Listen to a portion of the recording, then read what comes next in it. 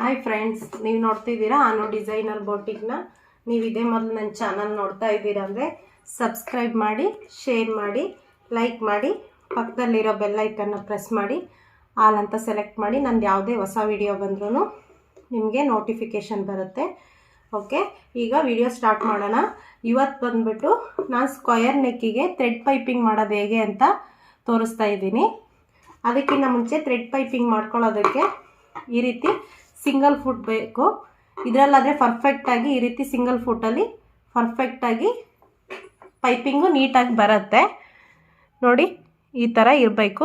ಈ ರೀತಿ ಥ್ರೆಡ್ ಬೇಕು ಥ್ರೆಡ್ ಪೈಪಿಂಗಿಗೆ. ಥ್ರೆಡ್ ನೋಡ್ರಿ, ಇದರಲ್ಲಿ ಇನ್ನೂ ಸ್ವಲ್ಪ ದಪ್ಪನೂ ಬರುತ್ತೆ, ಈ ಸೈಜಲ್ಲೂ ಬರುತ್ತೆ. ನಿಮಗೆ ಯಾವ ಸೈಜಲ್ಲಿ ಪೈಪಿಂಗ್ ಬೇಕೋ ಆ ಸೈಜಲ್ಲಿ ಥ್ರೆಡ್ ತಗೊಳ್ಳಿ. ನಾನು 1 ಇಂಚ್ವರೆಗೂ ಕ್ರಾಸ್ ಪಟ್ಟಿನ ಕಟ್ ಮಾಡ್ಕೊಂಡ್ಬಿಟ್ಟು ಜಾಯಿಂಟ್ ಮಾಡ್ಕೊಂಡಿದ್ದೀನಿ.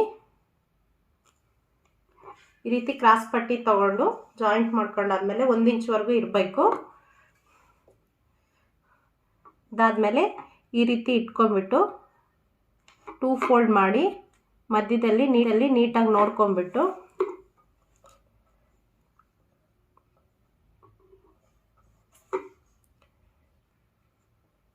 ಥ್ರೆಡ್ ಪಕ್ಕದಲ್ಲೇ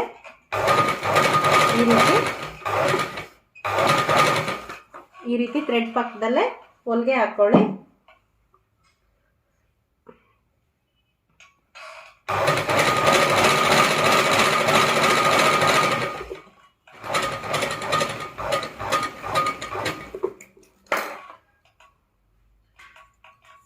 ಅದಾದಮೇಲೆ ಈ ರೀತಿ ನೀಟಾಗಿ ಹಿಂಗೆ ಎಳ್ಕೊಂಬೇಡಿ. ಎಲ್ಲಾದರೂ ಸ್ವಲ್ಪ ಸುಕ್ಕಿದ್ರೂ ನೀಟಾಗಿ ಪರ್ಫೆಕ್ಟಾಗಿ ಬರುತ್ತೆ. ಅದಾದಮೇಲೆ ಒಂದು ಅರ್ಧ ನೋಡಿ, ಒಂದು 1/4 ಇಂಚ್ವರೆಗೂ ಬಟ್ಟೆ ಬಿಟ್ಕೊಂಡು ಇನ್ನಿರೋದೆಲ್ಲ ಕಟ್ ಮಾಡ್ಕೊಂಬಿಡಿ. ಈ ರೀತಿ ಕಟ್ ಮಾಡ್ಕೊಳ್ಳಿ. ಇದು ಬಿಗಿನರ್ಸ್ಗಾಗಲಿ ತುಂಬ ಈಸಿ ಆಗುತ್ತೆ. ಈಗ ಹೊಸದಾಗಿ ನಾವು ಟೈಲರಿಂಗ್ ಕಲ್ತಿದ್ದೀವಿ, ಸ್ಟಾರ್ಟ್ ಮಾಡ್ತಾ ಇದ್ದೀವಿ, ಆದರೆ ನಮಗೆ ಥ್ರೆಡ್ ಪೈಪಿಂಗ್ ಬರಲ್ಲ ಅನ್ನೋರು ಈ ರೀತಿ ನಾನು ಹೇಳಿರೋ ರೀತಿ ಮಾಡಿಕೊಂಡ್ರೆ ಈಸಿಯಾಗಿ ಪೈಪಿಂಗ್ ಮಾಡ್ಕೊಂಡಿರೋದು. ಈ ರೀತಿ ಇಟ್ಕೊಂಡು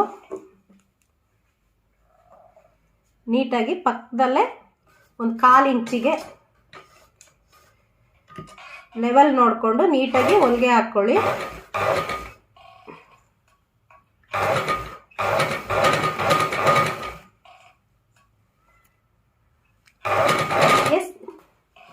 ಈ ಎಡ್ಜಿಗೆ ಬಂದಾಗ ಈ ರೀತಿ ಮಾಡಿಕೊಂಡು ನಿಧಾನಕ್ಕೆ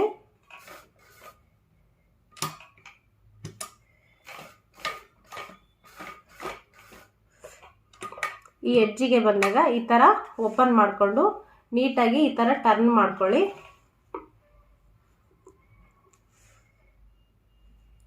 ನೋಡಿ, ಈ ಥರ ನೀಟಾಗಿ ಈ ಥರ ಸ್ಟ್ರೈಟಾಗಿ ಇಟ್ಕೊಬಿಟ್ಟು ಸ್ವಲ್ಪ ಇಲ್ಲಿ ಬಟ್ಟೆ ಕ್ರಾಸ್ ಆಗುತ್ತೆ, ಇಲ್ಲಿ ಸ್ವಲ್ಪ ಬಟ್ಟೆ ಕ್ರಾಸ್ ಮಾಡ್ಕೊಂಡು ಹಿಂಗೆ ಸ್ಟ್ರೈಟಾಗಿ ಇಟ್ಕೊಂಡು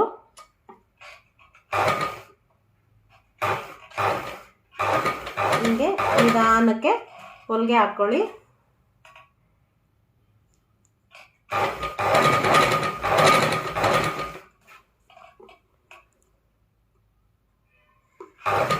ಈ ರೀತಿ ಮಾಡೋದ್ರಿಂದ ಪರ್ಫೆಕ್ಟಾಗಿ ಸ್ಕ್ವಯರ್ ಶೇಪಿಗೆ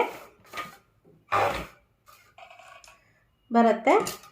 ಮತ್ತೆ ಈಗ ಈ ರೀತಿ ತಿರುಗಿಸ್ಕೊಂಬಿಟ್ಟು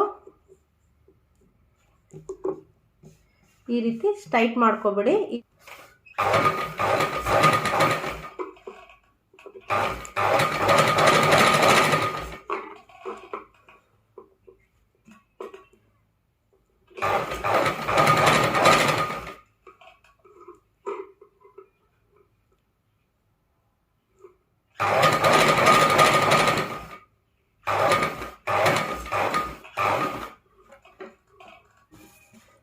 ನೋಡಿ, ಈ ರೀತಿ ನೀಟಾಗಿ ಫಸ್ಟು ಲೈನಿಂಗಿಗೆ ಜಾಯಿಂಟ್ ಮಾಡ್ಕೊಂಬಿಡಿ. ಅದಾದಮೇಲೆ ಮೇನ್ ಕ್ಲಾತ್ನ ಈ ರೀತಿ ಉಲ್ಟಾ ಮಾಡ್ಕೊಂಡ್ಬಿಟ್ಟು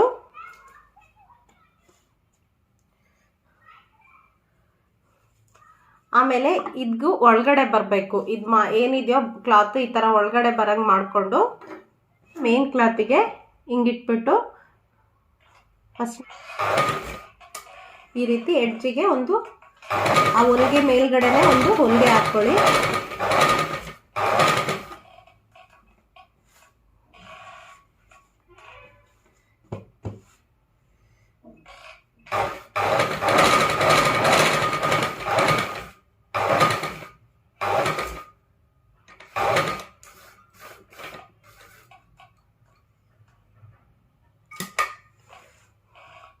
ಈ ರೀತಿ ಟರ್ನ್ ಮಾಡ್ಕೊಂಡ್ಬಿಟ್ಟು ನಿಮಗೆ ಬಟ್ಟೆ ಕ್ಲಾತ್ ಜರಗಾಡತ್ತೆ ಅಂದರೆ ಈ ರೀತಿ ಚಿಕ್ಕ ಚಿಕ್ಕ ಗುಂಪಿನ ಹಾಕ್ಕೊಳ್ಳಿ.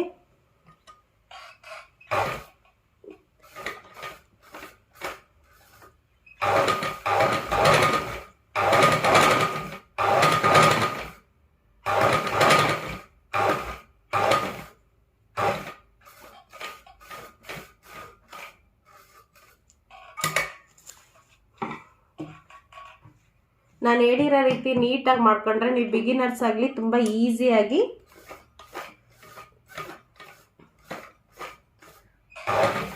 ಈ ಕಾರ್ನರಲ್ಲಿ ನಿಧಾನಕ್ಕೆ ಈ ರೀತಿ ರೊಟೇಟ್ ಮಾಡಿಕೊಂಡು ಈ ಕಾರ್ನರಲ್ಲಿ ಮಾತ್ರ ಸ್ವಲ್ಪ ಬೇಗ ಫಾಸ್ಟಾಗಿ ಮಿಷಿನ್ ರನ್ ಮಾಡಿದೆ. ಈ ಕಾರ್ನರಲ್ಲಿ ಇದು ಮಾಡಿದ್ರೆ ಬೇಗ ಈಸಿಯಾಗಿ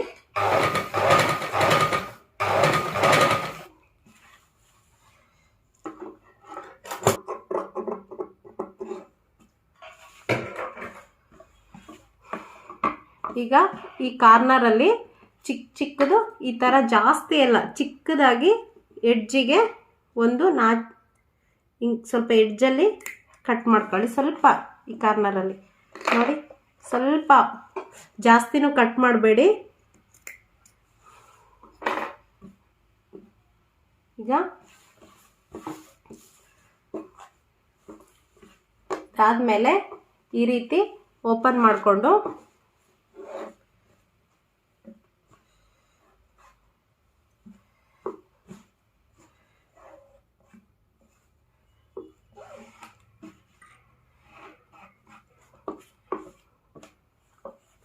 ಈ ಥರ ಉಲ್ಟಾ ಮಾಡ್ಕೊಳ್ಳಿ ಕ್ಲಾತ್ನ. ನೋಡಿ, ಈ ಕಾರ್ನರಲ್ಲಿ ಸ್ವಲ್ಪ ಹಿಡ್ದಂಗಾದ್ರೆ ಅವಾಗ ಏನು ಮಾಡ್ತೀರಾ ಅಂದರೆ ಈ ಎರಡನ್ನು ಇಟ್ಕೊಂಡು ಸ್ವಲ್ಪ ಈ ಥರ ಹಿಂಗೆ ಇದು ಮಾಡ್ದಂಗಾದ್ರೆ ಬಟ್ಟೆ ಸ್ವಲ್ಪ ಫ್ರೀಯಾಗಿ ನೀಟಾಗಿ ಕೂರುತ್ತೆ. ನೋಡಿ ಎಷ್ಟು ನೀಟಾಗಿ ಶೇಪ್ ಬಂತು. ನಿಮ್ಗೆ ಹಿಡ್ದಿದೆ ಅಂತ ಜಾಸ್ತಿ ಕಟ್ ಮಾಡೋಕ್ಕೆ ಹೋಗಬೇಡಿ. ಕಟ್ ಮಾಡಿದ್ರೆ ಎಡ್ಜ್ ಕಟ್ ಮಾಡಿಬಿಟ್ಟು ಬಟ್ಟೆ ಹಾಳಾಗೋದಲ್ಲದೆ ಶೇಪು ನೀಟಾಗಿ ಬರೋದಿಲ್ಲ, ಓಪನ್ ಆಗಿಬಿಡುತ್ತೆ. ಹೊಲಿಗೆ ಓಪನ್ ಆಗಿ ನೀಟಾಗಿ ಬರಲ್ಲ. ಆವಾಗ ಈ ರೀತಿ ಒಂದೆರಡು ಸರಿ ಈ ರೀತಿ ಮಾಡಿಬಿಡಿ. ಈಗ ಮೇಲ್ಗಡೆ ಇದು ಫೂಟ್ ಏನಿದೆಯೋ ಆ ಫೂಟಷ್ಟು ಜಾಗ ಬಿಟ್ಕೊಂಡ್ಬಿಟ್ಟು ಒಂದು ಹೊಲಿಗೆ ಹಾಕ್ಕೊಳ್ಳಿ.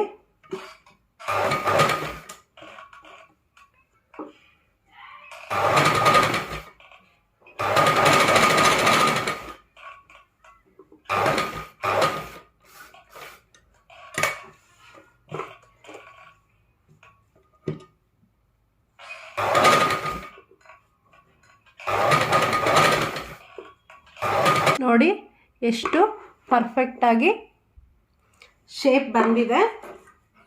ನಾನು ಹೇಳಿರೋ ಮೆಥಡ್ನ ಫಾಲೋ ಮಾಡಿದ್ರೆ ನೀವು ಇದೇ ರೀತಿನ ಸ್ಕ್ವೇರ್ ಶೇಪಲ್ಲಿ ಥ್ರೆಡ್ ಪೈಪಿಂಗ್ ಮಾಡ್ಕೋಬೋದು. ನಿಮಗೆ ಈ ವಿಡಿಯೋ ಇಷ್ಟ ಆಗಿದೆ ಅಂದ್ಕೊಂಡಿದ್ದೀನಿ. ಏನೇ ಡೌಟ್ಸ್ ಇದೆ ಅಂದ್ರೂ ಕಮೆಂಟ್ ಬಾಕ್ಸಲ್ಲೇ ಕೇಳಿ, ನಾನು ರಿಪ್ಲೈ ಮಾಡ್ತೀನಿ. ಅದ್ರ ರಿಲೇಟೆಡು ವೀಡಿಯೋಸ್ನೂ ಮಾಡ್ತೀನಿ.